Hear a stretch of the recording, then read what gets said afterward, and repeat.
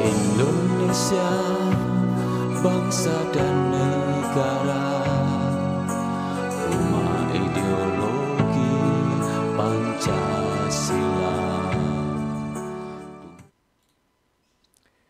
Bismillahirrahmanirrahim. Pemirsa tercinta yang dirahmati Allah Tuhan Yang Maha Esa, bersua kembali di kanal Hikmatologi, monolog sederhana mengajak diri kita masing-masing berpikir dengan kian lemah lembut, cerdas, dewasakan hati nurani berdasar kitab suci agama kepercayaan yang kita yakini, sehingga Bhinneka Tunggal Ika semakin terpatri di dada insan pertiwi. Pemirsa, mengapa ketika kita menyaksikan institusi atau lembaga pendidikan memisahkan antara pendidikan agama dengan pendidikan yang dianggap keilmuan dan teknologi semata? Jika kita mau jujur dengan sejarah peradaban khususnya bangsa Indonesia, maka dari awal terjadi sekularisasi sejak didirikannya pondok pesantren. Kemudian terjadi sekularisme sejak adanya pendidikan umum di Nusantara ini. Kami membedakan antara sekularisasi dengan sekularisme. Karena isme senantiasa kami sampaikan adalah ajaran yang mensejajarkan dengan syariat dari Allah Tuhan Yang Maha Esa.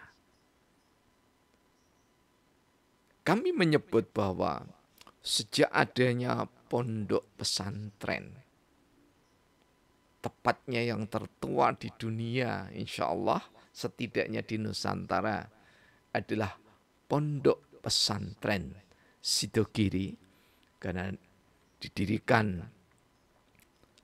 pada abad 18 atau tahun 1718, ada yang kami baca juga 1745, wallahu alam. Tapi yang terpenting bahwa Sidogiri itu berdiri pada abad 18 Masehi. Dan Sidogiri adalah cikal bakal lembaga pendidikan di Indonesia. Kemudian atas pengaruh kolonialisme Belanda, maka ada sekularisme pendidikan, yakni adalah pendidikan umum. Di mana insya Allah sebelum tahun 1960-an, pendidikan agama tidak diberikan di bangku-bangku sekolah pendidikan umum. Sementara di pondok pesantren itu hanya mengkaji syariat dan sunnah Rasulullah Muhammad SAW beserta penjelasan-penjelasan dari para ulama. Bidang tauhid, fikih, tasawuf, mantik, balaghah, dan seterusnya. Kedua lembaga pendidikan ini, sisi yang satu pesantren terjadi sekularisasi, yaitu tidak mengajarkan pendidikan umum, sementara lembaga pendidikan umum tidak mengajarkan agama. Karena itu kami sebut dengan sekularisme. Di dalam Islam, lebih tepatnya di dalam syariat Islam, agama dan ilmu pengetahuan itu tidak terpisahkan. Bukan saling melengkapi, tetapi Allah menurunkan iman itu ketika seseorang mencapai usia setidaknya balik, maka dikenalkanlah ilmu pengetahuan yang berkait dengan proses pendewasaan dalam keimanan. Sehingga umat Islam sungguh tak patut mensekularisasi lembaga pendidikannya, meninggalkan ilmu-ilmu yang mengurusi dunia, sementara juga sangat riskan ketika terjadi sekularisme di dunia pendidikan yang mengatasnamakan umum. Mengapa? Karena kita Indonesia ini negaranya adalah berdasarkan pada ketuhanan yang Maha Esa. Sehingga tidak pantas ternista ketika kita memisahkan antara agama dengan pendidikan. Karena itulah sungguh beralasan ketika ilmu pengetahuan seseorang makin melejit mengangkasa dengan gelar keilmuan atau akademik yang disematkan di pundaknya berderet, tak jarang yang semakin meninggalkan syariat Islam. Sebaliknya, mereka yang hanya menekuni kitab-kitab klasik tanpa mengindahkan perkembangan ilmu pengetahuan dan teknologi, maka juga seringkali terjerat pada pemahaman-pemahaman yang sempit, sehingga semua orang antara sekularisasi dengan sekularisme saling menyalahkan. Mengembalikan syariat Islam di dada kita masing-masing, menyatu padu dengan dasar ilmu pengetahuan dan teknologi adalah keniscayaan.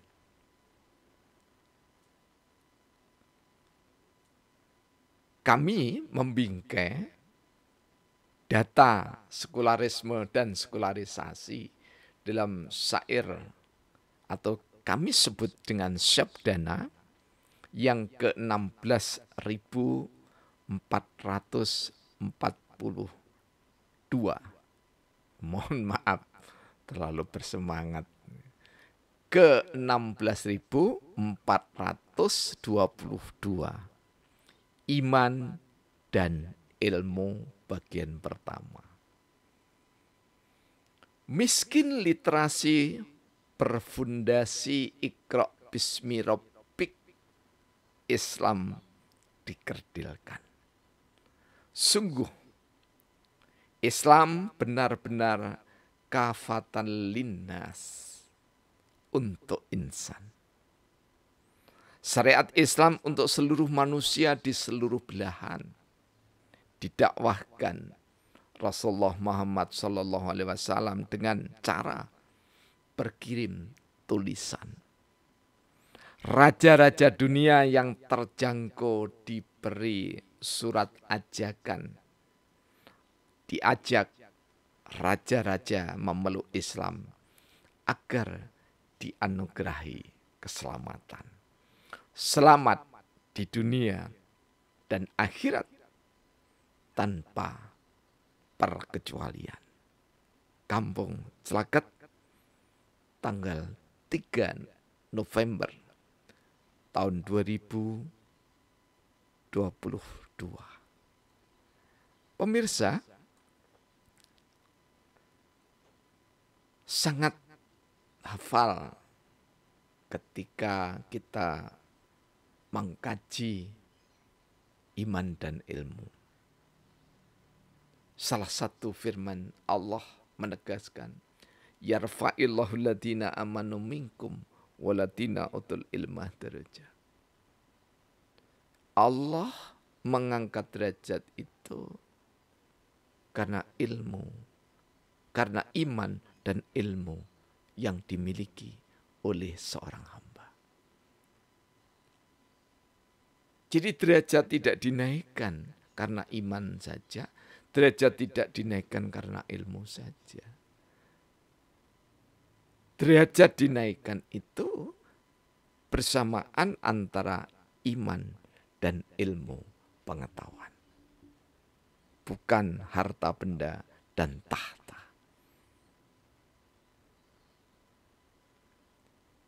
Karena itu, kami mengatakan bahwa miskinnya seseorang terhadap literasi yang berfundasi Iqra bismi rabbik, maka Islam itu dikerdilkan. Jadi ad-dinul Islam, inna dina indallahi al-Islam, tidak perlu ditambah, tidak perlu dikurangi. Ini yang sudah paten, pas. Tidak sekedar sempurna tapi paripurna. The greatest religion. Yang atas di antara yang atas, yang tinggi di antara yang tinggi, yang besar di antara yang besar. Yang termulia di antara yang mulia. Tetapi kita pantang menistakan kepercayaan dan agama yang lain. Dan untuk pantang itu selalu menancap di dada kita. Bhinneka Tunggal Ika selalu menancap di dada kita. Ketika kita terus-menerus membelajarkan iman yang senantiasa dibarengi tumbuh kembang ilmu pengetahuan dan juga teknologi. Dengan apa? Berlambar Iqra bismi rabbik. Hanya Iqra semata, maka makin akan jauh dari Islam yang paripurna di tangan Rasulullah Muhammad Sallallahu Alaihi Wasallam. Hanya ilmu saja justru akan mempertuhankan diri masing-masing manusia dan kelompok-kelompok manusia. Seperti tulisan Friedrich Hegel tentang Zarathustra dan yang lainnya. Karena itu, Islam yang sungguh benar-benar kafatan linnas untuk semua insan.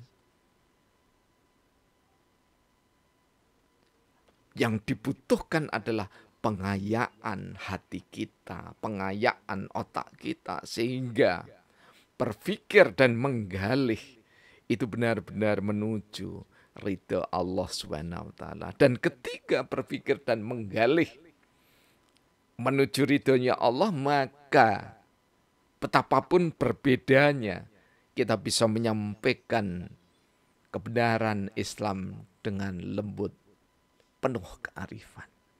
Karena kita juga menghargai saudara-saudara kita yang beda kepercayaan dan keyakinan di dalam agamanya. Syariat Islam sungguh ditawarkan oleh Rasulullah Muhammad SAW untuk seluruh insan. Dan tidak mungkin ketika itu bersurat kepada seluruh manusia. Seperti sekarang kita mengunggah tulisan di blogspot, bisa dibaca orang sedunia. Di zaman Rasulullah, beliau berkirim surat dengan lembut dan bijak mengajak raja-raja untuk masuk Islam. Tetapi mereka yang menolak tidak diperangi. Karena dakwah sesungguhnya adalah pesona ajakan dengan lambaran hati yang mulia. Sehingga tutur serba teratur. Kata serba beretika. Kalimat serba menghormat, berhikmat sesama.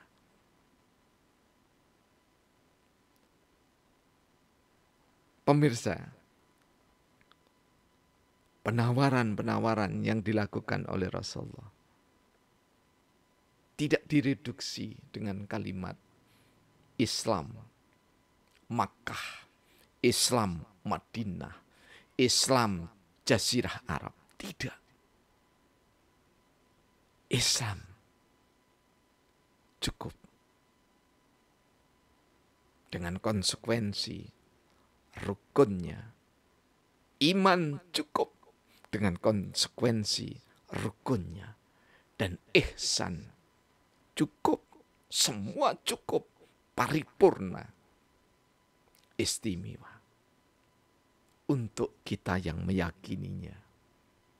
Dan tawarkanlah Islam yang memiliki misi rahmatan lil alamin dengan cara sopan santun, beretika, lembut, adil, bijaksana dimanapun kita berada. Terima kasih. Semoga ada manfaatnya. Alhamdulillahirabbil alamin.